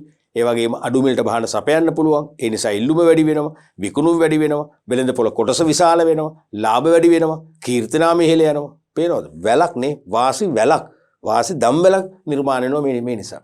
කාර්මික සම්බන්ධතාව කියන්නේ ප්‍රබලම සංකල්පයක්. තේරුණාද? එතකොට කාර්මික සම්බන්ධතා ඇතිවීමම ව්‍යාපාර වලට හොඳ ආශිර්වාදයක්. ව්‍යාපාර තරගකාරීත්වයට සාර්ථකව මුහුණ දීලා තමන්ගේ කර්මාන්තයේ තුල පෙරමුණ ගන්නට නැත්තම් නායකත්වය ගන්නට නැත්තම් කී බිස්නස් එකක් නැත්තම් ප්‍රධාන ව්‍යාපාරයක් බවට පත්වන්නට අවශ්‍ය විවෘත පරිසරය තමයි මේ කාර්මික සම්බන්ධතා වර්ධනය වීම. ඊළඟට 7 වෙනි වාසිය සේවා යෝජකයින්ට මුහුණ දීමට සිදුවන කාර්මික ක්‍රියාවන් අවම කර ගැනීමට හෝ බැහැර කර ගැනීමට හැකි වේ. දැන් සේවා යෝජකයින්ට එරෙහිව කාර්මික ක්‍රියාවන් දියත් කරන්නේ කවුද? සේවාදායක පක්ෂය. නැත්නම් සේවාදායක පක්ෂයේ වෙනුවෙන් වෘත්තීය සමිති විසින් තමයි කාර්මික ක්‍රියාවන් ඉන්ඩස්ට්‍රියල් ඇක්ෂන්. ඒ කියන්නේ සේවකයන්ගේ තම අයිතිවාසිකම් ඉල්ලීම් දිනා ගැනීම පිණිස සාධාරණව සාකච්ඡාවෙන් ඉල්ලීම් දිනා ගන්න බැරි නම් ඒ සේවාදායකයන් තම වෘත්තීය සමිතිය මාර්ගයෙන් සේවා යෝජකයට එරෙහිව විවිධ වෘත්තිමය ක්‍රියාමාර්ග දියත් කරනවා. අකුරට වැඩ කිරීම, කළු පටි බැඳගෙන වැඩ කිරීම, ඒ වගේම සෙමින් වැඩ කිරීම, පිකට් ගැසීම, ඒ කියන්නේ කෑම පැය හෝ එවැනි කෙටි කාලයක් තුල ආයතන ඉදිරිපිට සටන් පාට කියමින් සාමකාමී උද්ඝෝෂණයක යෙදීම, නැත්නම් අඛණ්ඩව වැඩ වර්ජනය කිරීම වගේ ප්‍රශ්න ගණනාවක් කාර්මික ක්‍රියාවන් කියන්නේ. තේරෙනවද? එමනම් සේවා යෝජකයට මුහුණ දීමට සිදුවන කාර්මික ක්‍රියාවන්. ඒ කියන්නේ හිතන්න වැඩ වර්ජන කියලා මතක තියාගන්න ඕනේ. දැන් අපි ඊළඟ ඉදි කරනකම් ඕක වැඩ වර්ජන, පිකට් ගැසීම මේ වගේ කාර්මික ක්‍රියාවන් අවම කරගන්න පුළුවන් නැත්නම් බැහැර කරගන්න පුළුවන්. දැන් සේවකයෝ ගොඩාක් ඉහළ වතුර ටැංකිය උඩ නැගලා කියනවා අපේ ඉල්ලීම් දෙනකන් අපි බහින්නේ නැහැ. අපි ආහාර පාන ගන්නෙ නැහැ. මොකද වෙන්නේ? අනිවාර්යයෙන්ම ඒක ලොකු ගැටලුවක්. ඒ සේවකයෝ කියන්නේ निराහාරව බිම වැටලා නැත්තම් මිය ගියොත් එහෙම මොකද වෙන්නේ? සේවා යෝජකයන් අධිකරණයෙන් ගැලවීමක් නැහැ. ඒක ලොකු ගැටලුවක්. ඒක බාහිර කෙනෙක් නිකන් නූගත් කෙනෙක් කියන්න පුළුවන්. ඉතින් සේවකයන්ට කිව්වේ නෑනේ වතුර නැගුණ නැගලා නොකා නොබින්න කියලා. සේවා යෝජක පලි තමයි. මොකද සේවා යෝජකයාගේ ඇතිවෙච්ච දුර්වලතාවයක් ඔප්පු කළ හැකි දුර්වලතාවයන් නිසා තමයි ඒගොල්ලෝ බය නැතුව ඒ තත්ත්වයටපත් වෙලා තියෙන්නේ. ඉතින් එවැනි තත්ත්වයන් ඊටාම අවදානම්. සේවා යෝජකයාට මුහුණ දෙන්න සිදුවන අමිහිරිම අත්දැකීම්. ඒ අමිහිරි අත්දැකීම් පුළුවන් තරම් ඉවත් කරගන්න, ශූන්‍ය කරගන්න පුළුවන්කම ලැබෙනවා. යහපත් සේවක සෞඛ්‍ය හා ආරක්ෂාව සාතික කරලා තියෙනවා. ඊළඟට 8 වෙනි වාසිය සේවාදායකයින්ගේ චිත්ත ධෛර්යය ඉහළ යාම. මොරල් ඩෙවලොප්මන්ට් එක. සේවකයින්ගේ චිත්ත ධෛර්යය. සේවක සෞඛ්‍ය හා ආරක්ෂාව සහතික කරන සෑම ව්‍යාපාරයකම වැඩ පරිසරය සේවකයින්ට දැනෙන්නේ බොහොම හිතකර. Tamanට ඊතා පහසුවෙන් වැඩ කළ හැකි සුරක්ෂිත නැත්නම් සුවදායි මිහිරි වැඩ පරිසරයක් විදියටයි. තේරෙනවද? ඒ වැඩ පරිසරයේ මිහිරි වෙනකොට Taman අනිවාර්යයෙන්ම මොකද වෙන්නේ? උනන්දු වෙනවා. Tamanගේ චිත්ත අභ්‍යන්තරයෙන් පවා කියනවා ගිහිල්ලා හැමදාම වැඩට යන්න නිවාඩු ගන්න එපා. උදෙන්ම වැඩට යන්න. පුළුවන් තරම් වැඩ කරන්න. මොකද ඕගොල්ලෝ කැප වෙන තරමට තව තවත් මේ ආයතනයේ දියුණු වේ. ඒකේ ආයතනයේ දියුණු වීමෙන් ලැබෙන ප්‍රතිලාභ ඔබටත් ලැබේ. වෙන චිත්ත ධෛර්යය අනිවාර්යෙන් වර්ධනය කරනවා. දැන් සේවක සෞඛ්‍ය හා ආරක්ෂාව නැත්තම් නිතරම අපේ චිත්ත අභ්‍යන්තරයෙන් අපේ දෙන සිග්නල් එක. අපේ චිත්ත අභ්‍යන්තරයෙන් අපේ මොළයට දෙන සිග්නල් එක මොකද්ද? වැඩට යන්න එපා. පුළුවන් තරම් වැඩ නොකර ඉන්න. පුළුවන් තරම් අයිස් ගහන්න. තේරෙනවද? එහෙමනේ. ඒ වගේ එකක් නේ. දැන් මෙතන අනිවාර්යයෙන්ම ලොකු මොරල් ඩෙවලොප්මන්ට් එකක් ඇති වෙනවා. ඊළඟට 9 වෙනි ප්‍රතිලාභය නැත්නම් වාසිය ශ්‍රම පිරිවැටුම 15යි. ශ්‍රම පිරිවැටුම 15යි. ඒ කියන්නේ ආයතනය කෙරෙහි හෝ වැඩ පරිසරය කෙරෙහි හෝ සේවා යෝජකයන් කෙරෙහි හෝ ඇතිවන අකමැත්ත මත අතෘප්තිය මත මොකද වෙන්නේ? තමන්ගේ රැකියාව එපා වෙන්න පුළුවන්. අපි කියන්නේ ෆෙඩ් අප් වෙනවගේ රැකියාව එපා වෙලා ලැබෙන පළවෙනි අවස්ථාවෙම මේ ආයතනය හැර වෙනත් රැකියාවකට යන්න පුළුවන්. එහෙනම් ආයතනයෙන් සේවකයන් ඉවත්ව යාමේ ප්‍රවණතාව, ඉවත්ව යාමේ ශීඝ්‍රතාවයේ තමයි ශ්‍රම පිරිවැටුම කියන්නේ. මොකද වෙන්නේ? ඒක අඩු වෙනවා. ඇයි දැන් යහපත් සෞඛ්‍ය තත්ත්වයක්, සේවකයන්ට සුරක්ෂිත තත්ත්වයක් තුලින් හොඳ වැඩ පරිසරයක් නිර්මාණය කරලා තියෙනවා. සේවකයන්ගේ සිත සතුටටපත් කරන, සේවකයන්ගේ ගතට පවා ඉහළ ආරක්ෂාවක් දැනෙන සුබවාදී තත්ත්වයක් ඇති වෙන වැඩ පරිසරයක් නිර්මාණය කරපු නිසා ආයතනය ගැන කලකිරීමක් නැහැ, අකමැත්තක් නැහැ. සේවකයෝ කැමැත්තෙන් වැඩට එනවා. ඒ නිසා අනිවාර්යයෙන්ම සේවකයන්ට ආයතනය හැර යන්න අවශ්‍යතාවයක් නැහැ. ඒ නිසා ආයතනය හැර යාමේ නැත්නම් රැකියාවෙන් ඉවත්ව යාමේ ශීඝ්‍රතාවය කියන ශ්‍රම පිරිවැටුම ඊටාම පහළ තත්ත්වයට පත් වෙනවා. පැහැදිලිනේ? 10 වෙනි එකේ තවසන් එක සේවක ප්‍රවාසීතාවයත් අවම වෙනවා. සාමාන්‍ය මේ දෙකම එකම මාවත යන්නේ. මේ දෙක යන්නේ එකම විදියට. ශ්‍රම පිරිවැටුම පහළ යනවා නම් සේවක ප්‍රවාසීතාවයත් පහළ යනවා. සේවක ප්‍රවාසීතාවය අවම නම් ශ්‍රම පිරිවැටුමත් අවමයි. මතක තියාගන්න ලේසි වගේ ක්‍රම හදාගන්න තේරුණාද? දැන් සේවක ප්‍රවාසීතාවය කියන මතකයිනේ. එක්කෝ ආයතනයට පැමිණීම අඩු වෙනවා. පුළුවන් තරම් නිවාඩු දානවා. එහෙම නැත්නම් පැමිණියද සේවය දෙන්නේ නැහැ. වැඩ නොකර ඉන්නම තමයි බලන්නේ. මෙන්න මේ තත්ත්වයට අඩු වෙනවා. ඇයි? සේවකයන් දැන් බොහොම සතුටින් වැඩ කරන්නේ. සේවකයෝ දැන් අභිප්‍රේරණය වෙලා. යහපත් සෞඛ්‍ය තත්ත්වයක්, ඉහළ සේවක ආරක්ෂාව සහතික කරපු වැඩ පරිසරයක් තියෙන්නේ. ඒ නිසා සේවකයෝ සතුටින් වැඩ කරනවා. සොකීයක පැත්තෙන් වැඩ කරනවා. හැමදාම වැඩට එනවා. එහෙනම් අනිවාර්යයෙන්ම සේවක ප්‍රවාසීතාවය පවා අඩු කරගන්න පුළුවන්කම ලැබෙනවා. පැහැදිලිනේ? මෙන්න මේ වගේ වාසිදායක තත්ත්වයන් ගණනාවක් තියෙනවා සේවක සෞඛ්‍ය ආරක්ෂාව නිසා. දැන් මේවා ඇත්තටම අපිට දැනෙන්නේ නැහැනේ. දැන් අපි කියනවා දැන් බලන්න මේ රටේ සමහර ව්‍යාපාරවල රාජ්‍යාංශයේ විශේෂයි. පෞද්ගලික අංශෙත් සමහර ව්‍යාපාරවල සේවක වැඩ කරන්නේ නැහැ. නිලධාරීන් වැඩ කරන්නේ. අපි එහෙම කිව්වට නමුත් ඒගොල්ලන්ට ප්‍රශ්න තියෙනවා. සමහරට සේවා යෝජකයා තමන්ගේ සේවකයාට වැටුපක් ගෙවූ පමණින් සේවා යෝජකයාගේ වගකීම් නිදහස් වෙන්නේ නැහැ. වගකීම් හමාර වෙන්නේ නැහැ, සම්පූර්ණ වෙන්නේ නැහැ කියන එක තේරුම් ගන්නවා. ඒ සේවකයන් වැඩ පරිසරය තුල වැඩ කරද්දී නිතර අනතුරුවට ලක් වෙනවා නම්, වෘත්තීය රෝගවලට ලක් වෙලා සදාකාලික පීඩා විඳිනවා නම් ඒගොල්ලන්ට ඒ රැකියාව නොකළා නම් ඊට වඩා හොඳයි. එහෙමනේ හැංගෙන්නේ. තේරුණාද? ඒ නිසා මේවා ඒ කියන්නේ භෞතිකව අපිට ඔප්පු කරන්න බැරි. මේවා මනින්න බැරි. මන බලන්න බැරි මානසික ගැටලු. මේ ගැටලුත් එක තමයි සේවකයා උදාසීන වෙන්නේ. සේවකයා වැඩ නොකර ඉන්න බලන්නේ. සේවකයා ඇතැම් විට ආයතනයේ දේපල වලට හානි කරන්නේ. දේපල සොරකම් කරන්න පෙළඹෙන්නේ. මේ වගේ සංකල්ප කරේ ලොකු අවධානයක් යොමු නොකිරීම නිසා. තේරෙනවද? මේ සංකල්පයේ කුඩා වෙන්න පුළුවන්. සේවක සෞඛ්‍ය ආරක්ෂාව වචන කීපයක සංකල්පයක් වෙන්න පුළුවන්. නමුත් ඒ සංකල්පයේ ප්‍රතිඵල ඊට වඩා ගැඹුරුයි. ඒ සංකල්පයේ ප්‍රතිඵල ගැඹුරු කියන්නේ මේ සංකල්පයේ ගැඹුරු අවබෝධ කරගෙන සේවා යෝජකයා ක්‍රියාත්මක වෙනවා නම් සේවකයන්ගෙන් උපරිම ප්‍රයෝජන ගන්න පුළුවන්කම ලැබෙනවා. පැහැදිලිනේ? ඔව්දරුනේ. එතකොට මේ අපි මේ පරිච්ඡේදයෙන් සම්පූර්ණම ඉගෙන ගත්තේ ආයතනයක වැඩ කරන සේවකයින් දිගටම තියාගන්න ඕන නම් ඒගොල්ලෝ පක්ෂපාතී සේවකයෝ බවට පත් කරගන්න අවශ්‍ය නම් ඒගොල්ලෝ සෞඛ්‍ය සම්පන්න සේවකයන් විදියට දීර්ඝ කාලයක් සේවය කරලා විශ්‍රාම යන තෙක් සේවය කරලා සෞඛ්‍ය සම්පන්න සේවකයෙක් විදියට එයාට විශ්‍රාම ගිහිල්ලා සදෑ සුවේ ගත කර හැකි තත්ත්වයක් උදා කළ හැකි වන ආකාරයෙන් ආයතනය තුළ ඒගොල්ලන්ගේ සෞඛ්‍ය ඒගොල්ලන්ගේ කායික හා මානසික සුරක්ෂිතතාවය රැකදීමට සෑම සේවා යෝජකයෙක්ම ක්‍රියා කළ යුතු බව. එසේ කිරීම තුළ බොහෝ ප්‍රශ්න දැන් සමහරට ආයතනවල සේවකයන් අපි දකිනවා නිතර වැඩ වර්ජන කරනවා. ලංකාවෙත් ලෝකෙ අපි විවිධ රටවල දකිනවානේ. මාධ්‍ය හරහා වැඩ වර්ජනය කරනවා. ඒක නිතරම පිකටින් ව්‍යාපාරවල නියුක්ත වෙනවා. උද්ඝෝෂණය කරනවා. ගොඩක් වෙලාවට සමාජයේ බහුතරය හිතන්නේ මේ මිනිස්සුන්ට කොච්චර වැටුප් දුන්නත් මදි. රටේ භාණ්ඩාගාරයේ සියලුම සල්ලි විවිධම් කරලා වැටුප් ගෙවුවත් මේ මිනිස්සු මේ වැඩ වර්ජන නවත්තන්නේ නැහැ. නමුත් ඒක නෙමෙයි ඇත්ත. මේක වැටුප් පිළිබඳව ප්‍රශ්නයක් නොවේ. වැටුප් පිළිබඳව තමයි සමහරට සමාජයේ හිතන්නේ. නමුත් ඒගොල්ලෝ ඉල්ලන්නේ වැටුප්ම නෙවෙයි. ඒගොල්ලෝ ඉල්ලන්නේ රැකියාවේ ආරක්ෂාව. ඒගොල්ලන්ගේ සෞඛ්‍ය ආරක්ෂා කර දීම.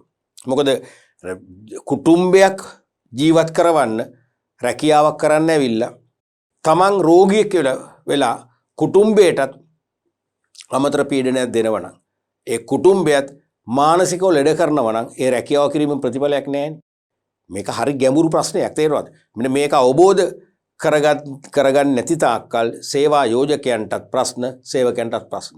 ගොඩක් ලංකාවේ පවා ඔය කාර්මික ක්‍රියාවන් පිකට් ගැසීම, සංකේත වර්ජන, සමූහ වැඩ වර්ජන, අකුරට වැඩ කිරීම, ෆාස්ට් නැත උපවාසය කිරීම, සේවකින් නිරාහාර ආයතන ඉදිරිපිට සමහරට මියනකම් ඉල්ලීම් ලැබෙනකම් නොකා ඉන්න කියලා උපවාස කරන්නේ. මේ හැම දෙයක්ම කරන්නේ මොකටද? වැටුප් නෙවෙයි. සමහරට තමන්ගේ රැකියාව ආරක්ෂාව සාතික කරන්න. ආරක්ෂිත උපකරණ ලබා ගන්න වෙන්න පුළුවන්. තේරුණාද? තමන්ට හිතකර වැඩ පරිසරයක් නිර්මාණය කරගන්න. මනා වාතාශ්‍රය ආලෝකයේ සෞඛ්‍ය පාසුකම් තියෙන වැඩ පරිසරයක් හදාගන්න. මොකද ඒ தত্ত্বය සමහරට සේවා යෝජකයන්ට දැනෙන්නේ. ඒගොල්ලෝ හිතන්නේ වැටුපක් ගෙවූපලි පමණින් ඒගොල්ලෝ වගකීම් නිදහස්. බාහිර සමාජය හිතන්නේත් එහෙමයි. වැටුප් දෙනවනේ මේගොල්ලන්ට. දැන් මේගොල්ලෝ රුපියල් ලක්ෂයක් විතර ගෙවනවානේ. මැදයි ජීවත් වෙන්නේ. අපිට ලක්ෂයක් නැහැනේ. නෑ. ඊට එහා දෙයක් එතන තියෙනවා. මොකද සේවකයෝ අනිවාර්යයෙන්ම වැඩ කරන්න ඇවිල්ලා ඉහළ වැටුපක් ලැබුණෝ කියලා සදාකාලික රෝගියෙක් වෙලා යනවා. ඒ සේවකයට ඒ වැටුපෙන් ඇති වැඩක් නැහැ. ඒ නිසා මේ සේවක සෞඛ්‍ය හා ආරක්ෂාව ගැන විශේෂ අවධානයක් යොමු කරන්න ඕනේ. ඔබ කවදා හරි මේ පාඨමාලාවට සම්බන්ධ ඔබ ටික දෙනෙක් හරි මේ ලංකාවේ කවදා හරි ව්‍යාපාර ලෝකේ කොටස්කරුව වෙනවා. ඔබට කවදා හරි කොටස්කරුව වෙනකොට මේ අපි උගන්වන ඔබ ඉගෙනගත්ත මේ වටිනා සංකල්ප අමතක කරන්න එපා කියලා මම ඉල්ලීමකුත් කරනවා. මේ වටිනා සංකල්ප ඔබේ ජීවිත පාඩමක් කරගන්න.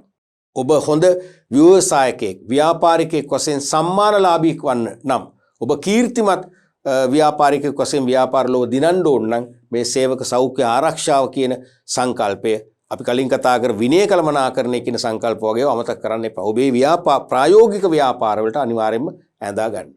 හොඳයි දරුවෝ, අපි වැදගත් පාඩම් පරිච්ඡේදයක් අපි නිම කරනවා. අපි ඊළඟට තවත් වැදගත් පාඩම් පරිච්ඡේදයක් තියෙනවා, කාර්මික සම්බන්ධතා. අපි විවිධ අවස්ථාවල ඒ ගැන කතා කරා. ඒ කාර්මික සම්බන්ධතා කියන වටිනාම පරිච්ඡේදය තමයි අපි ඊළඟට කතා කරන්නේ. අපි ඊළඟ පාඩම් පරිච්ඡේදය ඔබ විකාශනය වෙද්දී ඒක අනිවාර්යෙන් පරිශීලනය කරන්න. මොකද කාර්මික සම්බන්ධතා කියන්නේ ප්‍රශ්න උල්පතක් විභාග පේපර් එකේ ප්‍රශ්න උල්පතක්. තේරෙනවද? අනිවාර්යෙන් මේක පරිශීලනය කරන්න. අපි එහෙනම් නැවත ඒ කාර්මික සම්බන්ධතා කියන පාඩම් පරිච්ඡේදය තුලින් හමු වෙන්න උත්සාහ කරමු.